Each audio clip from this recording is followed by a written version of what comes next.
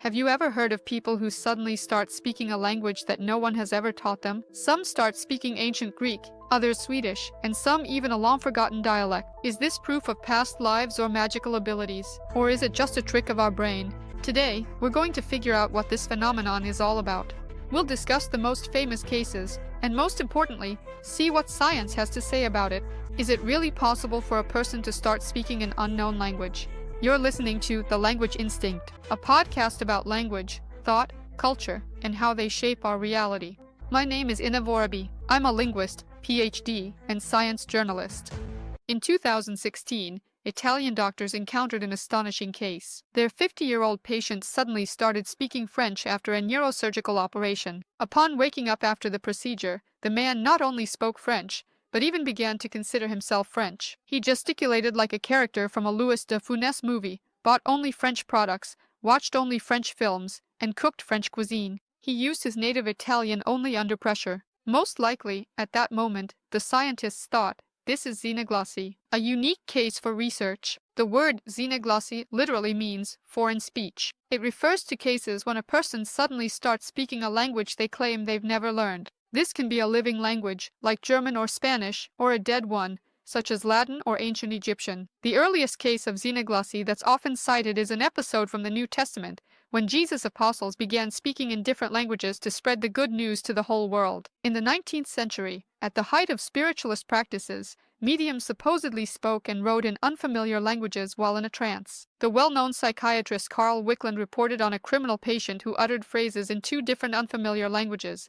supposedly under the influence of two different spiritual entities. In the 20th century, the phenomenon got a new lease on life. It began to be associated with the idea of reincarnation or transmigration of souls. One of the main enthusiasts of this theory is the American psychiatrist Ian Stevenson. He explained xenoglossy simply. The soul remembered a language from a past life. He firmly believed in reincarnation and persistently searched for its evidence. Over 40 years of research, he described more than 3,000 alleged cases, including several instances of xenoglossy. 2 cases describe women who suddenly began speaking an unfamiliar language under hypnosis. Stevenson met with these women, spoke with them himself, and native speakers of those languages also talked to them. Recordings of these conversations have even been preserved. However, it is hard to call these women's speech true fluency in the language. Their vocabulary was small, only about 100 words. They answered questions briefly and sometimes off-topic. Sometimes the questions were asked in such a way that the answer could be guessed. Their grammar was also far from correct. Stevenson ruled out the possibility of fraud,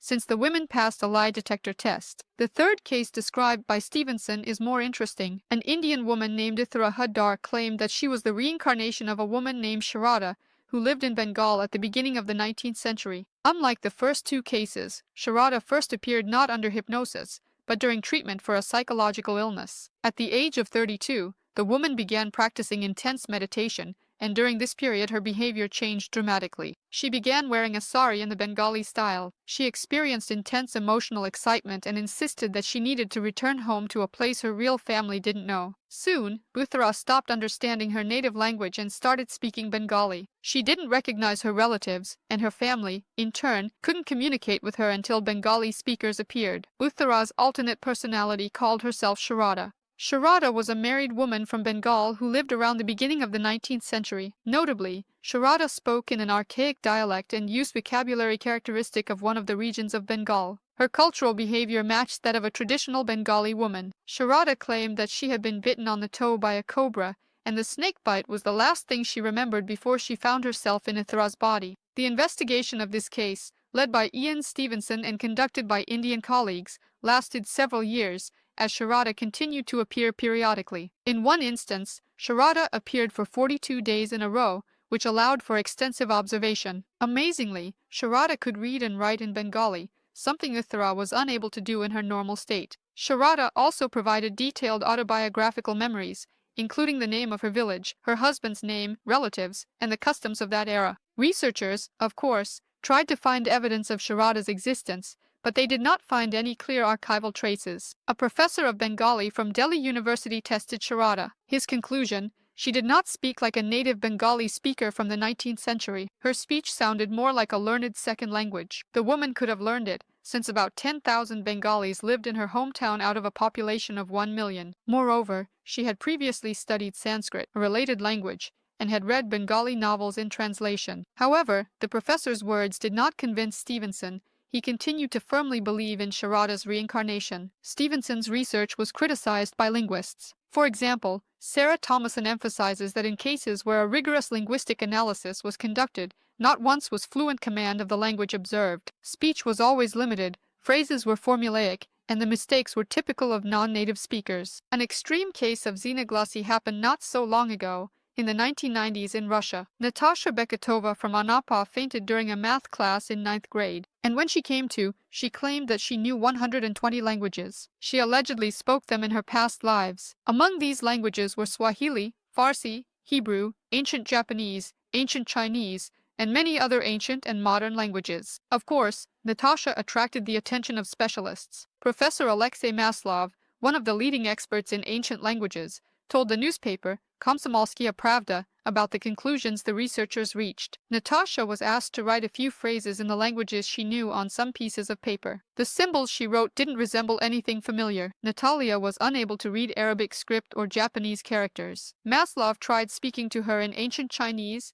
Japanese, and Mongolian. Natasha claimed that she knew them perfectly. He asked her basic questions like, "What is your name?" and "How are you feeling?" However, Natasha didn't understand anything. Then they switched to Lao, English, Spanish, and French. Natasha was only able to answer the questions that were asked in German, but with a lot of mistakes. But Natasha had studied German at school. The experts concluded that Natasha only knew German at a school level, and she was simply imitating the other languages. So what explains xenoglossy from a scientific point of view? There are several theories. One of them is cryptomnesia, meaning that a person once heard the language, for example, in childhood, on TV, from neighbors or relatives, but simply doesn't remember it. The brain unconsciously and passively retained fragments of speech or, perhaps, fragments of songs. In some cases, xenoglossy is observed in people diagnosed with dissociative identity disorder. One of the alter egos may have access to experiences that are unavailable to the main personality. Two other theories include the phenomenon of automatic speech, that is,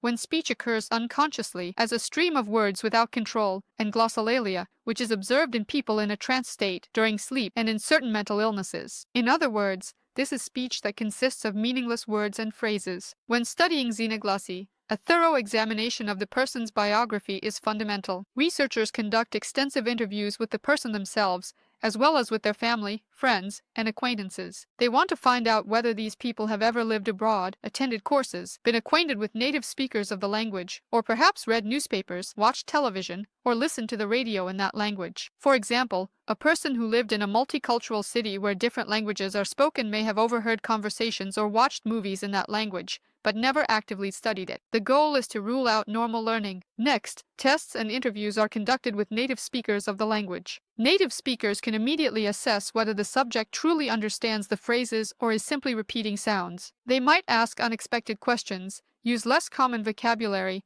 and change the pace and style of their speech. The content of such conversations is usually transcribed and analyzed by linguists. They study pronunciation, grammar, vocabulary, and semantics. Repeating the sessions is also important. A one-time occurrence could be luck or a trick. One interesting linguistic aspect here is accent and pronunciation. Accents are very difficult to fake. People with xenoglossy had surprisingly authentic accents. How is that possible? This is explained by the idea that a person might have heard a native speaker talk or sing, and subconsciously copied the intonation. A person can imitate sounds even without understanding their meaning. Moreover, a person in a trance state imitates sounds more freely than when awake, because inhibitions and self-consciousness are reduced. Another possible explanation is that the person heard the language in childhood, when the brain is especially good at absorbing pronunciation. And what does neurobiology have to say about xenoglossy? Neurobiology states that new information, such as vocabulary and grammar, cannot just appear in the brain out of nowhere, out of thin air. The brain's language networks form connections based on experience. Therefore, xenoglossy requires that the brain has encountered this language at some point. Apart from learning, there is no other mechanism that allows someone to acquire a language. The brain can reprogram or bring hidden skills to the forefront, but it cannot reproduce vocabulary that was never there. The brain cannot generate what it has never heard or learned. And even in altered states of consciousness, We rely on what we already have. Do you still remember that Italian man who started speaking French after his surgery? His xenoglossia has a simple explanation. He studied French at school 30 years ago. Let's sum it up. Can a person suddenly start speaking an unknown language? Apparently, no. But our brain truly is an amazing system. It can recall forgotten things, create a sense of knowledge, and even simulate language proficiency. You've been listening to the podcast, The Language Instinct. This was Inna Vorobey with you. If you enjoyed this episode, give it a like, subscribe, and share it with your friends. See you in the next episode.